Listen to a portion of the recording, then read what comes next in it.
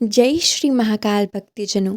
आज के इस वीडियो में हम मार्गशीर्ष माह के प्रदोष व्रत की व्रत कथा का शुभारंभ करेंगे। मैं आशा करती हूँ कि आप सभी अंत तक वीडियो में बने रहेंगे, जिससे इस कथा का लाभ आपको मिल सके।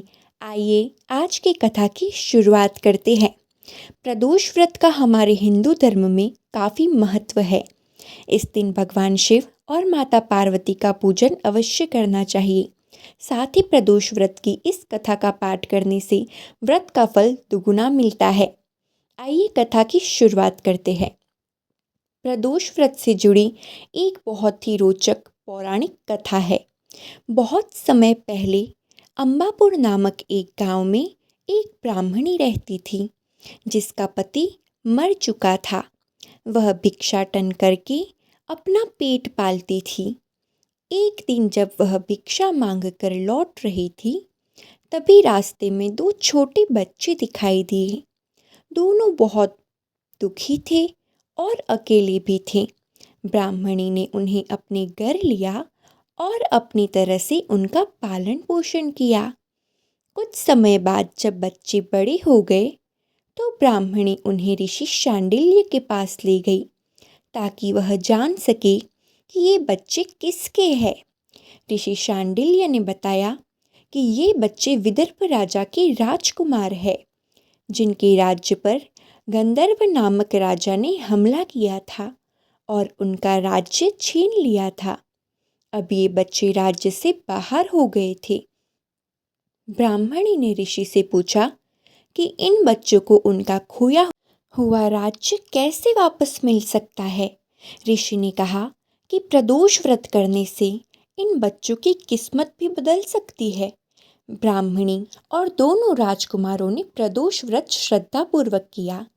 कुछ समय बाद राजकुमारों की मुलाकात अंशुमति नामक एक कन्या से हुई।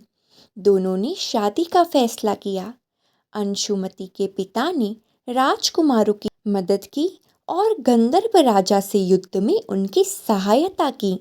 युद्ध में राजकुमारों ने जीत हासिल की और उनका खोया हुआ राज्य उन्हें वापस मिल गया।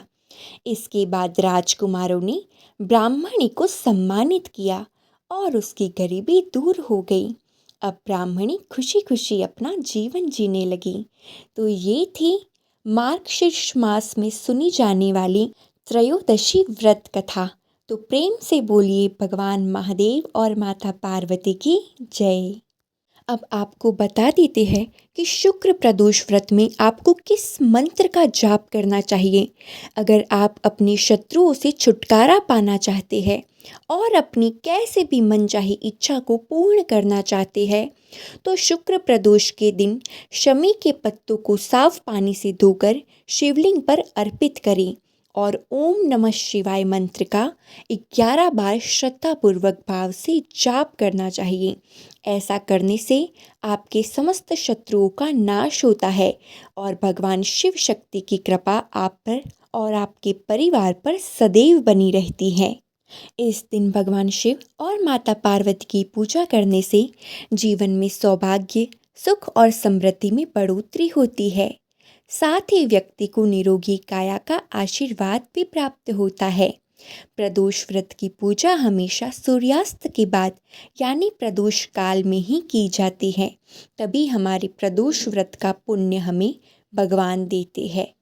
आइए अब प्रदोष व्रत से जुड़ी हुई दूसरी कथा का हम शुभारंभ करते हैं। शुक्रवार प्रदोष व्रत की कथा के अनुसार एक नगर में 3 दोस्त रहा करते थे।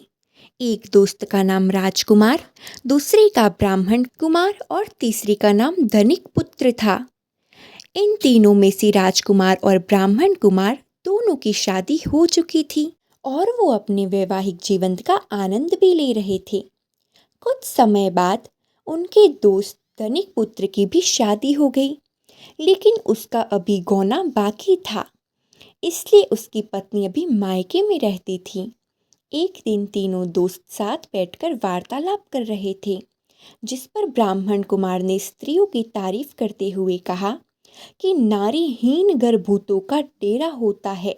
ब्राह्मण कुमार की ये बात धनिक पुत्र को दिल पर लग गई और उसने जल्द ही अपनी पत्नी को घर लाने का निर्णय लिया।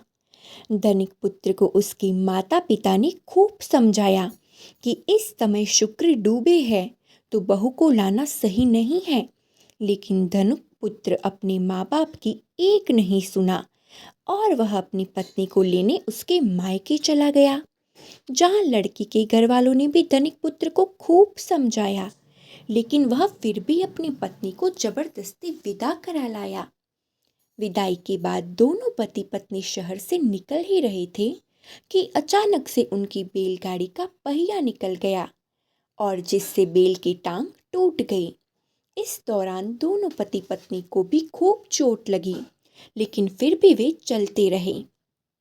इसके कुछ देर बाद उन लोगों को डाकुओं ने पकड़ लिया। डाकुओं ने उनका सारा धन लूट लिया। जैसे ही दोनों घर पहुंचे तो धनिक पुत्र को सांप ने काट लिया, जिसके बाद उसके पिता ने वैद्य को बुलाया तो वैद्य ने बताया कि 3 से 4 दिन में इसकी मृत्यु हो जाएगी, इसका बच पाना असंभव है। अब धनिक पुत्र के मित्र ब्राह्मण कुमार को अपने दोस्त की सूचना मिली तो वह उसके घर पहुंचा और उसने दोस्त के माता पिता को शुक्र प्रदोष व्रत करने के लिए कहा। साथ ही उसने कहा कि इसे इसकी पत्नी सहित ससुराल भेज दे। धनिक ने ब्राह्मण कुमार की बात मानकर दोनों को ससुराल पहुंचा दिया। कुछ समय बाद धनिक पुत्र ठीक हो गया। ये शुक्र प्रदोष व्रत का ही महात्म्य था, जिससे उसे फिर से जीवन दान मिल गया था। तो ये थी त्रयोदशी से जुड़ी हुई शुक्र त्रयोदशी व्रत कथा। तो प्रेम से बोलिए हर हर महादेव। आइए अब हम भगवान शिव की आरती करते हैं। ओम जय शिव ओमकारा, स्वामी जय शिव ओमकारा, ब्रह्मा विष्णु सदा शिव अर्धांगी तारा। ओम जय शिव ओमकारा, एकानन चतुरानन पंचानन राजे, हंसानन गरुड़ासन हंसासन गरुड़ासन, वृषवाहन साजे। ओम जय शिव ओमकारा, 2 भुज 4 चतुर्भुज 10 भुज ते सोहे, ओ शिव 10 भुज ते सोहे, त्रिगुण रूप निरखता त्रिभुवन जन मोहे। ओम जय शिव ओमकारा, अक्षमाला वनमाला मुंडमाला धारी, ओ शिव मुंडमाला धारी, त्रिपुरारी कंसारी करमाला धारी। ओम जय शिव ओमकारा, श्वेतांबर पीतांबर बागांबर अंगे, ओ शिव बागांबर अंगे, सनकादिक ब्रह्मादिक भूतादिक संगे।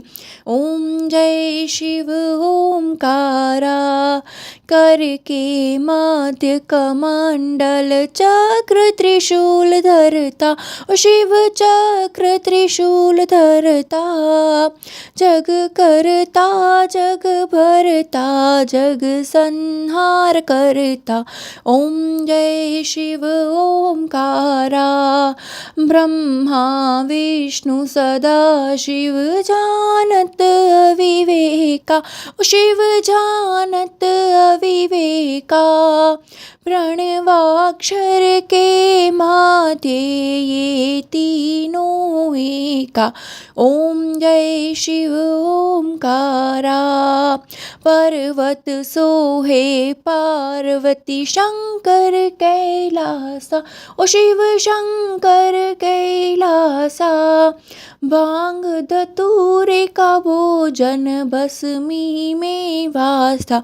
ओम जय शिव ओमकारा, जटा में गंगा बहत है, गल मुंडन माला, ओ शिव गल मुंडन माला। शेष नाग लिपटावत ओढ़त मृग छाला, ओम जय शिव ओमकारा। काशी में विराजे विश्वनाथ नंदी ब्रह्मचारी, ओ शिव नंदी ब्रह्मचारी।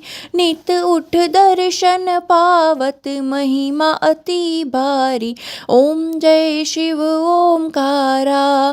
त्रिगुण स्वामी जी की आरती जो कोई नर गावे, ओ शिव जो कोई नर गावे।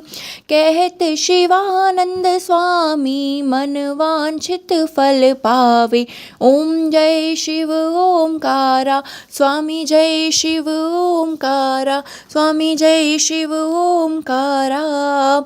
कर्पूर गौरम करुणावतारम, संसार सारम भुजगेन्द्रहारम, सदा वसंतं हृदयारविंदे, भवं भवानी सहितं नमामि।